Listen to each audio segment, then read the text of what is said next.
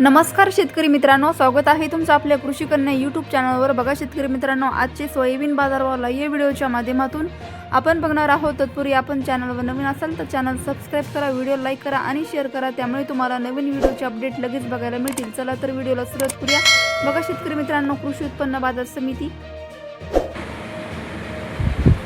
सेनगाव आवकाली आहे 79 क्विंटल, किमान दर 5050 रुपये, कमाल दर 5300 रुपये, सर्वसाधारण दर 5200 रुपये। पुढील बाजार समिती उमरखेड आवकाली आहे 240 क्विंटल, किमान दर 4750 रुपये, कमाल दर 4950 रुपये, सर्वसाधारण दर 4850 रुपये। जात आहे पिवळा सोयाबीन।